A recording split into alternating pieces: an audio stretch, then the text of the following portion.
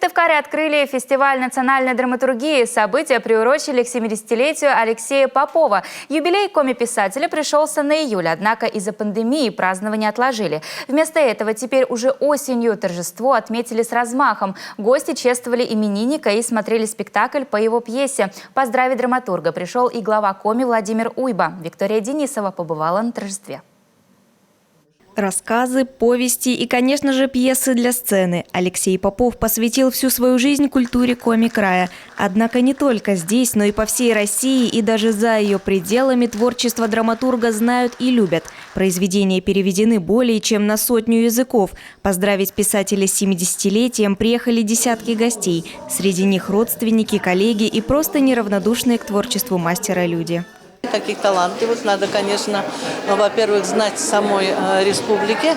Ну и, естественно, мы решили, что надо его, поприветствовать его юбилеем. Ну и посвятили его имени вот этот фестиваль. Тем более, что очень большая часть нашего репертуара – это его пьесы. Алексей Попов внес вклады в развитие журналистики региона. Писатель много лет работал редактором в журнале «Бикинь». За заслуги Алексей Вячеславович получает награду лично от главы коми Владимира Уйба. Губернатор отмечает, именно благодаря таким людям коми-язык живет, развивается и передается из поколения в поколение. Познакомившись с вами, знаю, с каким великим энтузиазмом вы работаете, вкладываете душу в творчество, болеете за свое дело. И, конечно же, это вызывает просто огромное уважение. Подарок для гостей фестиваля – спектакль «Женись, сынок, женись» на родном языке. Впервые музыкальную комедию поставили на местной сцене еще в 2009 году.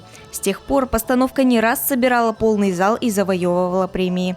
Это история о молодом человеке, который по глупости взболтнул тетке о том, что через неделю женится. Вскоре об этом знало уже все село. Да только невесты не было. Пришлось искать в попыхах.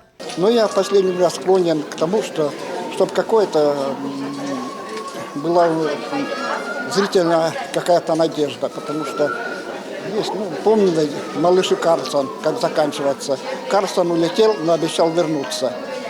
Вроде бы улетел, но обещал. Также, чтобы зрители почувствовали в конце спектакля что-то не то, но все равно что-то будет хорошо. Всего пьесу Алексея Попова 15. Однако на сцене нашего национального музыкально-драматического театра поставили пока только 9. А работу над оставшимися в долгий ящик откладывать не станут. Сотрудники театра обещают показать на сцене абсолютно все. Виктория Денисова, Вячеслав Беспалов, телеканал Юрган, Сыктывкар.